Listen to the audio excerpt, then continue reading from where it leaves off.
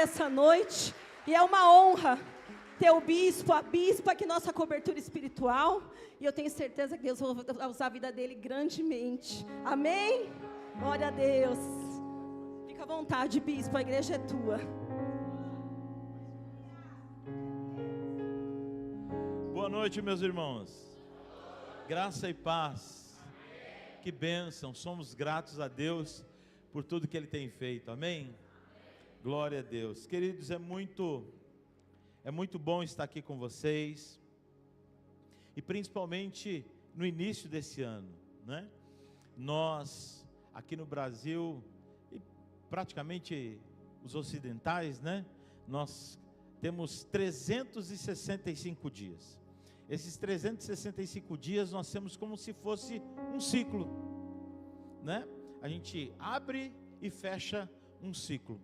E a Bíblia também, ela é cheia de passagens que fala sobre ciclos que se fecham e ciclos que se abrem. E em 2026 é o ano da inovação. E para inovar, nós precisamos de algumas coisas.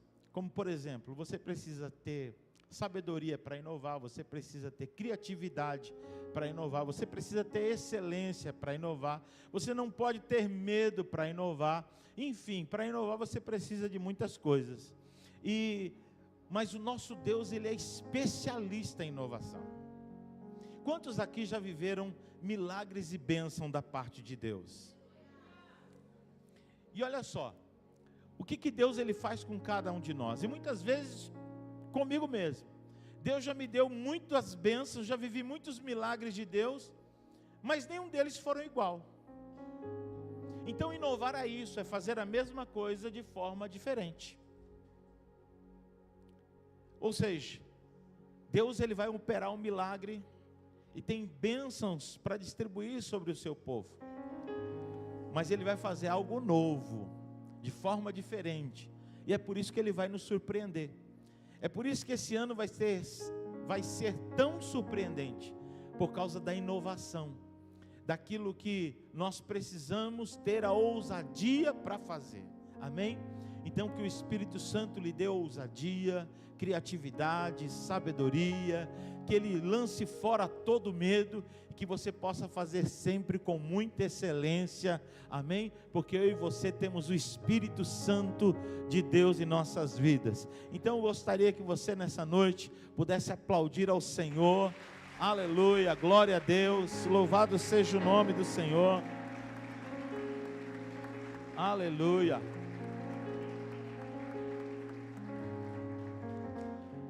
E está comigo minha companheira, minha esposa, minha mulher, minha amiga. Caminhamos juntos durante já tantos anos. E obrigado por você estar sempre ao meu lado. Te amo.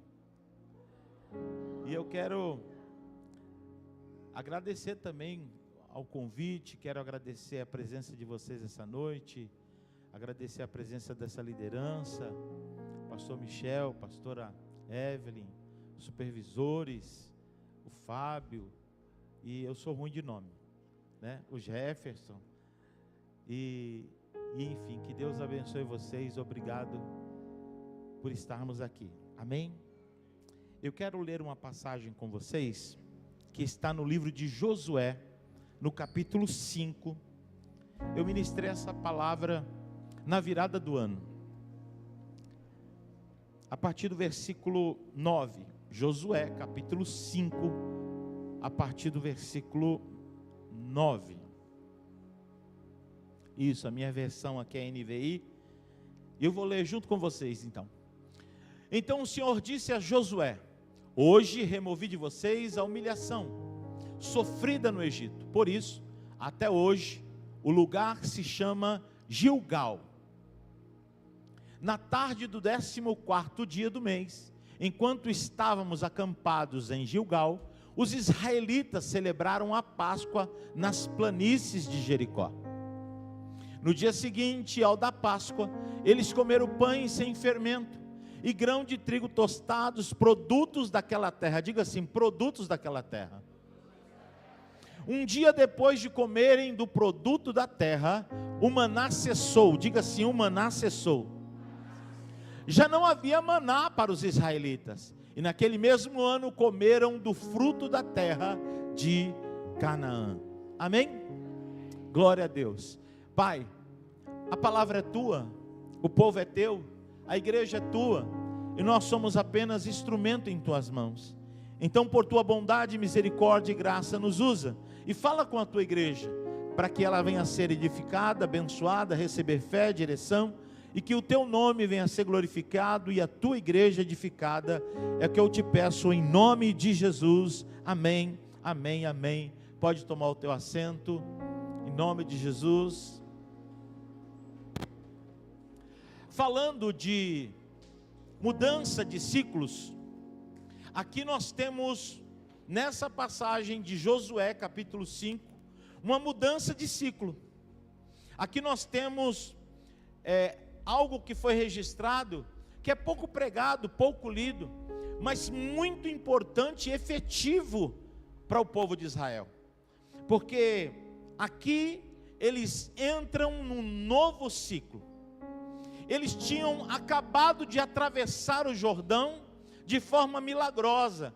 Deus abriu o Jordão, o povo de Israel passou, mais de 2 milhões de pessoas. O povo havia acabado de herdar a terra prometida. Entraram na terra prometida. Ficaram presos durante 40 anos nessa terra, e agora no deserto, e agora eles entraram na terra da promessa. Então, esse momento que nós acabamos de ler aqui, o capítulo 5, é um capítulo de mudança de ciclo. É um capítulo onde eles passam agora para uma nova fase. E nessa nova fase, nesses trechos que nós lemos, tem muitas lições que nós podemos tomar para nós nos dias de hoje e melhorarmos muito com relação àquilo que Deus está nos esperando. Você acredita que Deus está no futuro? Amém? Para Deus não existe, para mim existe passado, presente, futuro. Para Deus não existe esse tempo. Na verdade, Ele é atemporal. Ele está em todos os lugares, em todo momento, sabendo de tudo, a toda hora e a qualquer momento. Então Deus, Ele já está me aguardando no futuro que Ele tem para mim, mas que para Ele é o tempo dEle. Você entende isso? E nessa mudança de ciclos aqui para Israel, é exatamente isso que Deus tem. Gilgal se tornou um lugar de aliança, porque Gilgal significa círculo. Foi aonde eles fizeram a circuncisão, eles entraram e fizeram a circuncisão. Ou seja, quem não tinha aliança com Deus, passou a ter aliança com Deus nesse lugar. Então Deus já queria começar um novo ciclo com aliança. Então que você possa começar esse novo ciclo, esse novo ano, como você está fazendo, criando aliança com Deus. Eu e você estamos aqui com um propósito de 12 cultos proféticos, para 12 meses que serão inovadores. Amém? E nós estamos já apresentando o nosso ano ao Senhor. E nós estamos apresentando como aliança.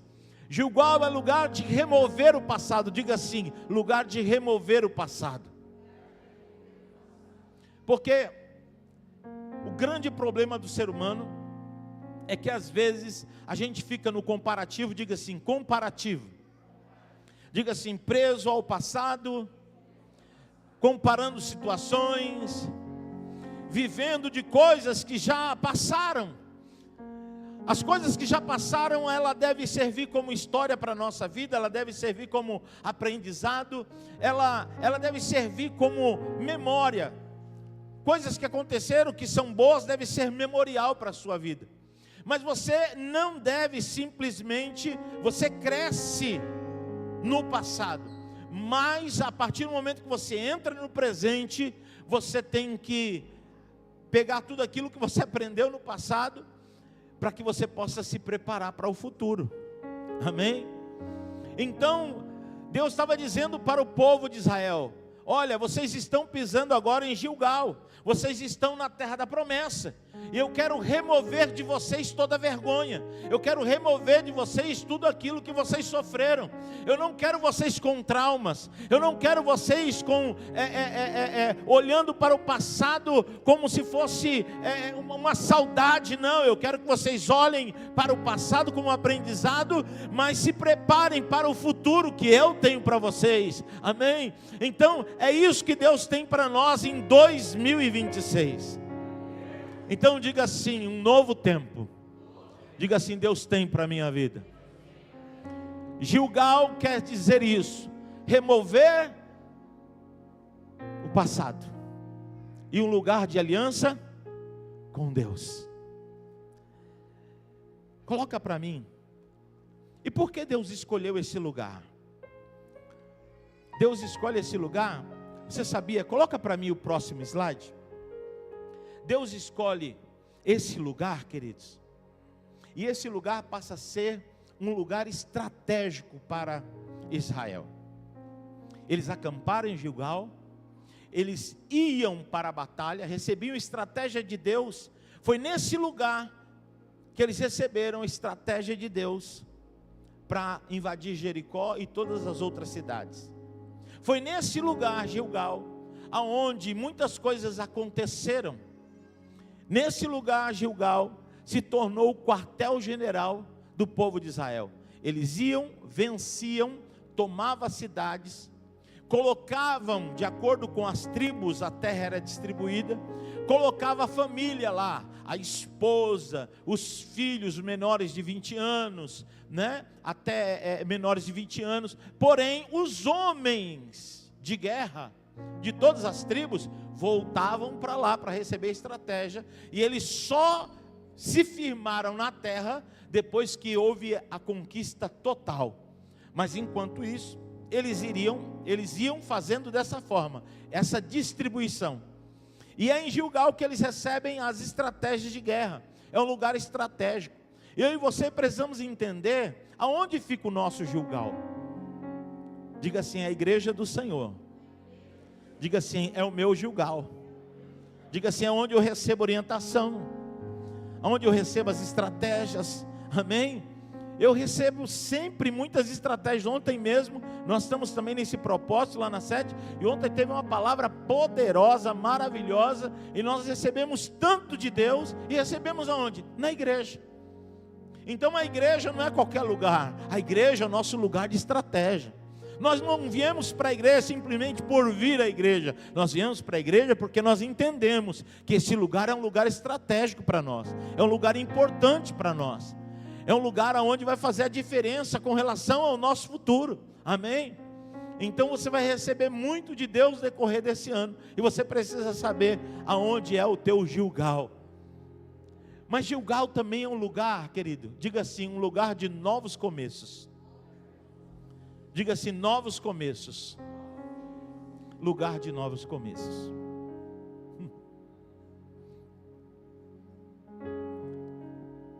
Nós precisamos entender isso. Quando Deus nos traz para um novo ciclo, para um novo ano, quando Deus permite esse tempo de virada, Deus ele tem novos começos para nós. Algumas coisas vão mudar e a gente precisa estar atento a essas mudanças, porque às vezes nós queremos viver o novo, mas sempre fazendo as mesmas coisas, e isso com Deus não cola, porque Deus sempre tem algo novo para nós. Então olha só, algumas coisas que aconteceu que são importantes nesse lugar. Coloca assim, ó, diga assim, um lugar de encontro com Deus. Quando você lê essa passagem, você vai ver que Josué, ele se depara com um guerreiro, e esse guerreiro, ele está com a espada desembainhada, e Josué pergunta para ele, ei, você é um dos nossos ou dos nossos inimigos? Porque Josué ficou com medo, pela postura, pela forma em que ele estava. Ali é uma teofania, ali é Deus se materializando em carne, e agora Deus, ele tem um encontro com Deus, e Deus dá a ele a estratégia de como ele vai vencer e entrar na cidade de Jericó. É aqui que ele passa a ter a estratégia de como ele vai vencer Jericó. Porque Jericó, a história da cidade de Jericó, ela está no próximo capítulo, no capítulo 6. Mas no capítulo 5, Deus se encontra com Josué face a face. Então o que Josué faz? Josué se prostra, Josué adora. E se fosse um anjo, não aceitaria essa adoração. Mas como ele era uma teofania, o Deus encarnado, ele recebe essa adoração de Josué e dá a Josué a estratégia certa. O que eu quero te dizer, querido, que nós esse ano vamos receber muitas estratégias daquilo que Deus tem para realizar. De repente você não sabe ainda como você vai vencer alguns problemas que você tem. Você não sabe como vai solucionar, você não sabe como você vai se virar. Você, de repente, algumas coisas mudaram e fecharam para você, e você não sabe como vai ser aberto. Mas eu quero te dizer uma coisa: haverá novos começos, e quando Deus dá ao seu povo novos começos, Ele dá estratégias para nós vencermos. Então fique atento para aquilo que Deus tem de novo para você, porque senão você vai querer viver o velho dentro do novo, e aí não acontece. Deus sempre tem coisas novas. Deus, Ele é maravilhoso. E como eu disse aqui, eu tenho certeza que cada um de nós aqui vivemos milagres e promessas e bênçãos de Deus, mas nenhuma delas Deus fez da mesma forma. E às vezes conosco mesmo, às vezes nós temos mais de um testemunho, não foi da mesma forma. Sabe por quê? Porque o nosso Deus é inovador. Aleluia, uma pessoa que inova, aleluia, uma pessoa que tem criatividade para realizar. Então receba isso sobre a tua vida, essa criatividade para você realizar estratégias da parte de Deus. Josué não sabia como ia vencer aquela que seria a maior cidade a ser conquistada de todas, que era Jericó. Mas eu quero te dizer uma coisa: Deus tinha uma estratégia para ele. Deus tinha uma estratégia para ele. Você não precisa saber tudo, mas você precisa estar atento para que os seus encontros com Deus possam ser produtivos, que você possa ouvir a voz de Deus, compreender o que Ele está falando e viver aquilo que Ele tem para você. Isso é o mais importante. Se você crê, querido, dá um glória a Deus, dá um aleluia, exalte a Ele, aplauda a Ele de todo o seu coração. Oh, aleluia! Diga assim: um lugar de novos começos. Oh, glória a Deus. Uma outra coisa importante que mudou. Diga assim: o maná cessou. O maná é algo maravilhoso e muito importante na história do povo de Israel. O maná é tão importante que Deus mandou colocar uma botija cheia de maná dentro da arca. E aquele maná não estragava de jeito nenhum. E ficou durante anos, enquanto a arca existiu, e se existe ela até hoje, aquele maná está lá. Então o maná é importante, porque o maná, ele representa, diga assim, o cuidado de Deus. Todo mundo que olhava para o maná na arca lembrava que eles ficaram durante 40 anos, não tinha farinha de trigo, não tinha farinha de rosca, não tinha farinha de milho, não tinha nada disso, mas todos os dias Deus dava um maná do céu. O maná do céu tinha todas as proteínas, carboidratos, tinha tudo, todas as fibras, tudo aquilo que era necessário para a saúde do povo de Israel. Não era um grão qualquer, não era qualquer coisa. Deus não dá qualquer coisa ao seu povo. Deus sempre dá da padaria do céu. O maná, ele vinha do céu para o povo. A Bíblia diz que o maná, ele é alimento dos anjos. É isso que a Bíblia diz. Maná representa cuidado de Deus para com o seu povo. O quanto Deus cuida do seu povo. Mas maná também representa uma coisa. Maná representa que o cuidado de Deus no deserto. Enquanto o povo estava no deserto. O cessar o maná é cumprimento de promessa. Porque só cessa o maná A Bíblia diz, como nós lemos, depois que eles fizeram, entraram em Gilgal, cultivaram aquela terra, colheram os primeiros frutos, se alimentaram todos do primeiro fruto. Quando Deus percebe que a promessa dele, que é a terra prometida, a terra que mana leite e mel, está cumprido na sua vida, muda de fase. O maná cessa, o maná para. Aleluia. E agora vem um novo tempo, algo poderoso, amém? Eu e você não podemos viver de maná. Maná pode fazer parte da nossa vida. De repente, num período de provação, de dificuldade, você vai ter o cuidado de Deus, você vai ter o maná de Deus. Mas o maná de Deus não é para a vida toda. O maná de Deus é um período que Ele dá para você, porque o que Ele tem para você é muito melhor, em o nome do Senhor. O maná veio como uma provisão. Terra que mana leite e mel vem como uma promessa. Você quer só ter provisão, ou você quer viver as promessas de Deus? Amém? Então, quando cessa o maná, é que a promessa de Deus se cumpriu na sua vida. Eu quero declarar que 2026 vai ser um ano onde muitas pessoas vão ter o cessar do maná sobre a sua vida, porque a promessa dele vai se cumprir, e você vai viver o melhor dessa terra para a glória de Deus. Aleluia. Uma outra coisa que é importante, o celebrar a Páscoa. O celebrar a Páscoa tem a ver, querido, com o que Deus fez por você. Todas as vezes que celebramos a Páscoa, até os dias de hoje, e todas as vezes que nós celebramos o Natal nos dias de hoje, a grande realidade é que tem a ver com aquilo que Deus fez por nós. No Natal nós entendemos que é o nascimento, é onde o Deus se fez carne e habitou entre nós.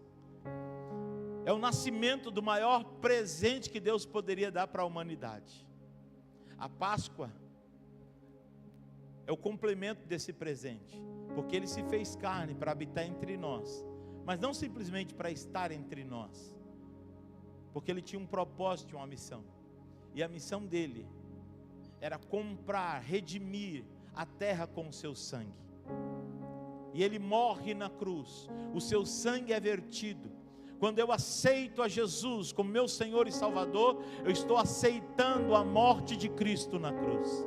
Quando eu aceito aquela morte, eu estou aceitando aquele sangue. E quando eu aceito aquele sangue, eu sou redimido. Redimido, ou seja, comprado de volta. Ou seja, eu nasci para ser de Deus, mas de repente eu errei o alvo, pequei, me distanciei do Senhor. O apóstolo Paulo diz lá em Romanos que todos pecaram e destituídos estão da glória de Deus. Nós erramos o alvo, nós abandonamos a direção de Deus, mas Deus não nos abandona. Deus não abandona a humanidade no decorrer da história. O que Ele faz? O seu filho morre, o seu sangue tem poder até os dias de hoje, e esse sangue me compra de volta, me tira do erro e me compra de volta para Deus. E agora eu e você somos de Deus. E isso tem muita importância, porque nós comemoramos isso na Páscoa, e não comemoramos apenas a morte de Cristo, Ele nos comprando de volta para o Pai. Não, porque o Pai não apenas nos compra de volta para Ele, Ele morre vencendo. Quando Ele é crucificado, o seu sangue purifica o pecado. Então Ele vence o pecado ali na cruz, mas quando Ele ressuscita ao terceiro dia, Ele vence a morte. Aí o apóstolo Paulo lá no capítulo 15 diz assim: onde está, ó morte, o teu aguilhão? E onde está, ó pecado, a tua força? tragada foi a morte na vitória através de Cristo Jesus. Quando Jesus, ele ressuscita dentre os mortos, ele vence a morte. E por isso ele pode dizer: eu sou a ressurreição e a vida. Aquele que crê em mim, ainda que esteja morto, viverá. Quando nós entendemos o celebrar da Páscoa, quando nós entendemos isso, é porque o nosso Deus, ele deve ser celebrado, ele deve ser adorado, ele deve ser exaltado, ele deve ser engrandecido. Aleluia! Tudo aquilo que ele tem feito, isso deve servir para nós como memorial, assim como esse lugar serviu para o povo de Israel como memorial. Um lugar que cessou o maná, sim, mas um lugar onde eles tiveram um encontro com Deus para receber estratégia, e um lugar, aleluia, onde eles podiam celebrar a Páscoa. Eu quero te dizer uma coisa: Deus está levantando um ano de celebrações, aleluia, eu e você. Então levante as tuas mãos e adore a Ele, celebre a Ele, celebre aquele que morreu, mas ressuscitou, aleluia, e hoje nós temos vida eterna por causa da ressurreição de Jesus. Oh, glórias, aleluia.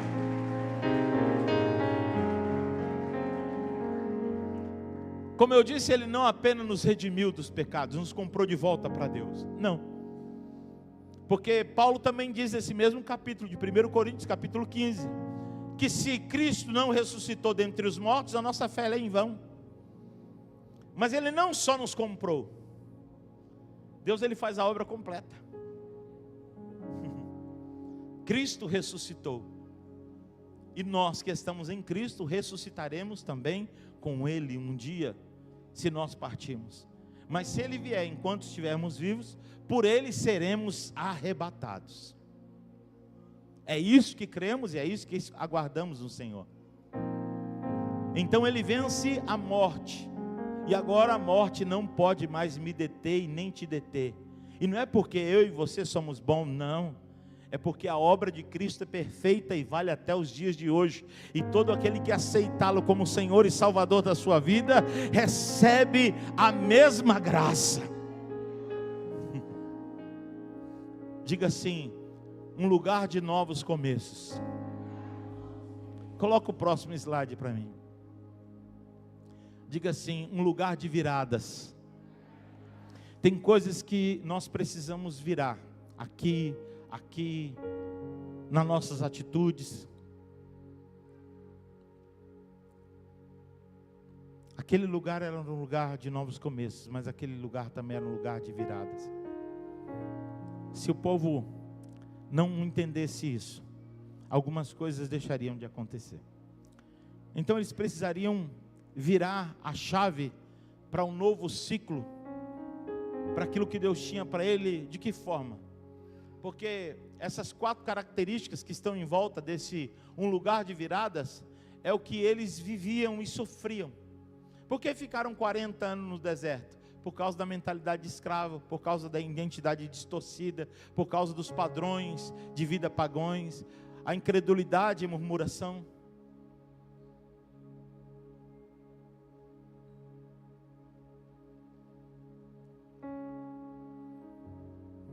Como eu disse, a comparação.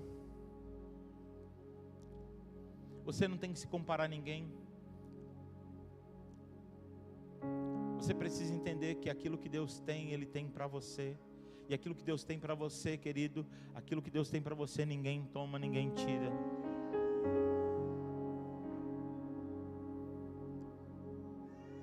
Nós precisamos aprender a viver aquilo que Deus Ele tem para cada um de nós de forma individual, mas também de forma coletiva. Era um tempo de virada para aquele povo. Vamos lá, mentalidade de escravo. Uma mentalidade de escravo é aquela mentalidade que sempre está presa ao passado. Lembra? Tudo aquilo que estava para fazer, eles sempre lembravam do Egito. Ah, lá no Egito tinha cebola, lá no Egito tinha melão. Ah, que saudade do Egito. Tem pessoas que não conseguem viver o novo ciclo, porque tudo que vive, na verdade, está relacionado ainda ao passado. Isso é uma mentalidade escrava. Uma mente escrava, ela tem medo do futuro, e é por isso que fica tão presa ao passado.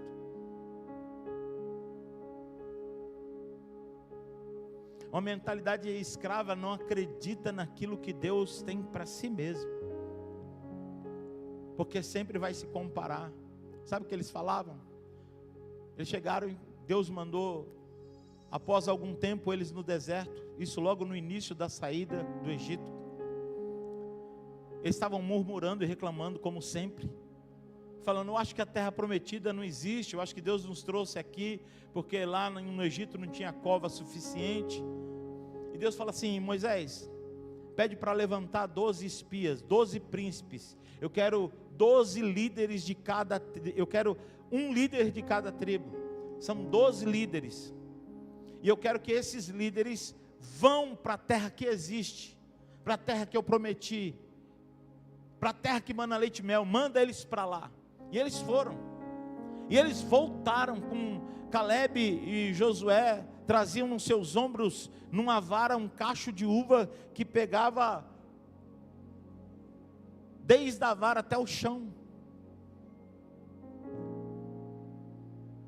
Então a terra, todos falaram que a terra existia e a terra era boa. Porém,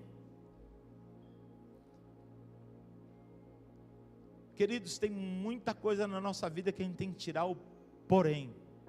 Tem que tirar o copo meio vazio. Tem muita gente que está olhando com o copo meio vazio.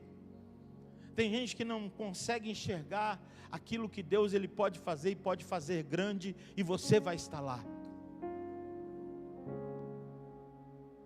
Se eu e você não compreendermos isso, a nossa mentalidade vai ficar presa em pequenas situações, sendo que Deus ele tem grandes desafios, sim, mas eu quero te dizer uma coisa, são grandes coisas também, porque para todo grande desafio, há sempre um grande milagre, uma grande bênção, uma grande intervenção de Deus, algo poderoso que Ele vai fazer, e o que Ele quer que nós façamos, sem ficar preso a olhar para o copo e, porém, mas assim, isso é uma mentalidade escrava, são pessoas que têm a identidade distorcida. Eu quero te dizer uma coisa, querido, tem pessoas na Bíblia que viveram milagres poderosos em Deus, sabe por quê? Por causa da sua identidade. Não é que eles eram os melhores, é porque ele sabia quem ele era. Se eu tivesse essa oportunidade, se eu tivesse esse dinheiro, se eu tivesse isso, se eu for... Não, eu não vivo assim, eu vivo daquilo que Deus ele tem para mim. Eu tiro todos os sis da minha vida, eu tiro todos os poréns da minha vida. Eu ensino os meus filhos a isso, às vezes eles estão falando determinadas coisas, para, isso você precisa corrigir da tua vida. Porque se você for assim, você não vai viver o que Deus tem. Davi, ele não era o melhor guerreiro. Davi, ele não era a melhor pessoa para enfrentar Golias. Deus não falou para Davi: Davi, vai lá para o campo que eu vou te dar um gigante, você vai matar ele. Não havia profecia acerca disso. Mas o que Davi, ele tinha certeza era que Deus era com ele. O Senhor é o meu pastor e nada vai me faltar. Essa era a certeza que ele tinha. Isso tem a ver com identidade. Ele sabia que era filho, sabia quem era o pai, sabia o que ele podia no pai. Você sabe o que você pode no pai, no teu pai? Isso tem a ver com identidade. Porque se você não entender isso, querido, você vai começar a olhar para o copo meio vazio. Você vai começar a olhar para os poréns, para os sis, para o si. E você precisa acreditar naquilo que Deus tem. Uma das coisas que Davi chega no campo e identifica em Golias é justamente isso. Ele falou assim: esse cara aí, ele é um excelente guerreiro, ponto positivo para ele. O cara é grandão e forte, ponto positivo para ele. O cara tem, vestes de guerreiro e sabe usar muito bem, ponto positivo para ele. O cara é o melhor do momento, ponto positivo para ele. Tudo isso é verdade na vida de Golias. Agora, o que ninguém viu e Davi viu é que aquele cara não tinha aliança com Deus. Ele era um incircunciso. E Davi falou: eu não posso ter nada do que ele tem, mas uma coisa eu tenho que ele não tem, e eu tenho Deus. Eu tenho aliança com Deus, eu sou filho de Deus, aleluia. E se eu sou filho de Deus, eu posso todas as coisas naquele que me fortalece. Isso tem a ver com identidade. Ele olha para Golias e fala: eu vou derrubar esse cara, eu vou matar esse cara, eu vou arrancar a cabeça dele fora. Sabe por quê? Porque eu tenho o que ele não tem. Eu tenho Deus. Eu sei quem eu sou, o Senhor é o meu pastor e nada me faltará. Ainda que eu andasse pelo vale da sombra e morte, eu não temerei mal algum, porque o Senhor está comigo. Quantas vezes nós ouvimos palavras de afirmação, Deus fala conosco, e de repente quando chega na hora de uma pequena batalha, a gente coloca em dúvida quem nós somos e se Deus realmente está conosco. Aí é onde a gente perde a batalha, onde a gente não passa para a próxima fase, onde a gente não entende nada. Sabe por quê? Porque ficamos presos a situações do passado, porque não sabemos quem nós somos.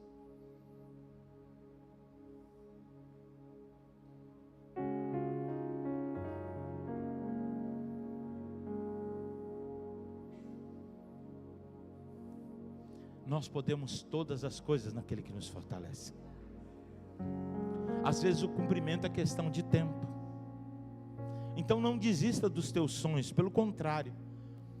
Os 12 cultos proféticos, quando nós pedimos para que todos venham participar, para que você possa ter experiência com Deus. Não abra mão daquilo que você pretende realizar esse ano.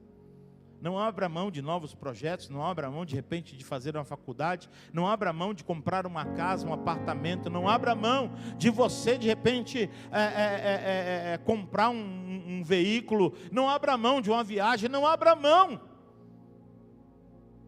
Não abra mão de servir a Deus, não abra mão, não confunda as coisas. Às vezes a pessoa ela começa a ser abençoada e fala assim: não, é porque, sabe como é que é, né? Família é prioridade. Meu irmão, se você perder a presença de Deus, você pode ter ganhado tudo. É questão de tempo, o diabo te derruba, te toma tudo que você tem, e você vai ficar 10 vezes pior do que quando você entrou. E o pior, perde a salvação. Então não confunda as coisas. Eu tenho um monte de projetos pessoais, eu, a minha esposa, os meus filhos, com a minha família. Eu tenho projetos que têm a ver com a igreja. E eu sei dosar isso muito bem. Há muitas pessoas que abandonam a família por causa da obra de Deus. Isso está errado. Mas não é assim que a comunidade Avivamento em Cristo ensina. Pelo contrário, nós damos prioridade à nossa família, sim, mas também damos prioridade ao reino de Deus, sim, porque os dois são importantes. Não tem esse negócio de um é mais importante que o outro. Tudo é importante, tudo aquilo que Deus tem nos dado é importante. E é importante você cuidar. Meus filhos não têm trauma de igreja, pelo contrário, os meus filhos amam a igreja. Os meus netos amam a igreja. Quando eu estou na igreja sozinho e está com os meus netos, eu começo a treinar eles como obreiros. Vamos subir lá em cima, arrumar as cadeiras. Então não existe esse negócio de, a minha família tem trauma de igreja. Não, a minha família ama a igreja. Ama as coisas de Deus, ama o Senhor. Porque eu e minha esposa temos sido assim. E eu não vou deixar de conquistar nada que o Senhor tem para mim. E nem você deve deixar. 2025 foi um ano abundante. Ministerialmente, fisicamente. Hoje eu moro num apartamento, mas tenho vontade de morar numa casa. Mas eu não queria uma casa de aluguel, eu quero uma casa que eu possa construir do meu jeito. E esse ano que passou eu consegui comprar um terreno e um condomínio fechado. Então eu não abro mão dos meus sonhos. Mas eu também não abro a mão de fazer a obra de Deus, porque eu sei que as coisas devem caminhar juntas.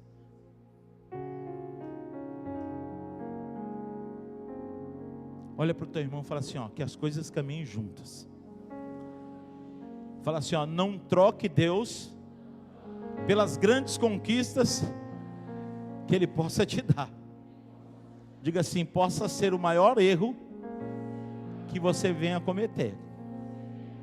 Amém? Você pode aplaudir ao Senhor?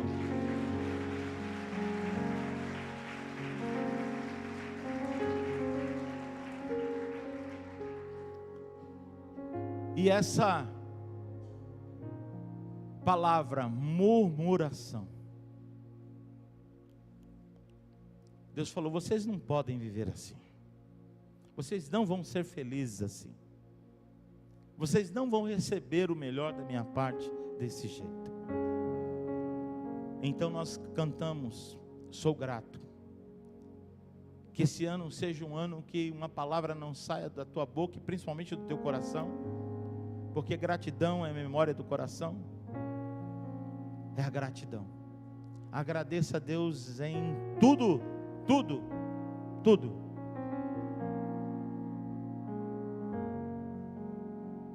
Eu lembro que uma vez, isso foi, acho que foi em 2003, 2004, nós morávamos de aluguel numa casa, e entraram na casa e roubaram tudo. Só tinham as minhas duas filhas, a Juliana e a Giovana. E elas viram aquela cena, a sala, só com os móveis, né? Sofá, mas televisão, som, tudo, levaram tudo. Essas coisas que são mais rápidas de levar, micro-ondas, enfim. E aí eu juntei minha família na sala e falei assim, fiz um círculo, vamos orar. E eu falei: vamos agradecer a Deus. E agradecemos. Mas eu vi que minhas filhas ficaram com a cara meio assim. E quando terminou a oração, elas disseram assim: pai, eu pensei que o senhor orava para matar o ladrão,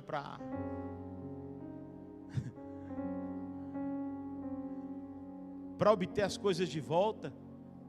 Aí o senhor agradecendo, agradecer como? Eu peguei e falei assim: filha, deixa eu explicar uma coisa para vocês.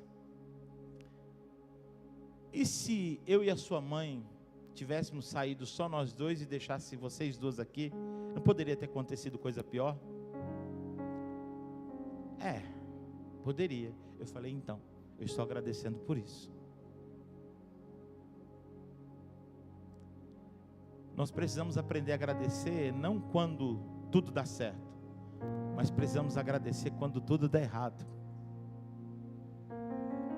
A gratidão não tem a ver com o que você perdeu ou o que você ganhou. Tem a ver com o teu coração, como você se relaciona com Deus. Porque senão é assim: deu tudo certo, deu tudo errado, a culpa é de Deus. Porque Deus não guardou? Porque Deus não livrou? Porque Deus não abençoou? Porque Deus não curou? Porque Deus fez isso? Porque Deus não fez aquilo? Diga assim: a incredulidade e a murmuração, diga assim, ela não deve fazer parte desse lugar de viradas.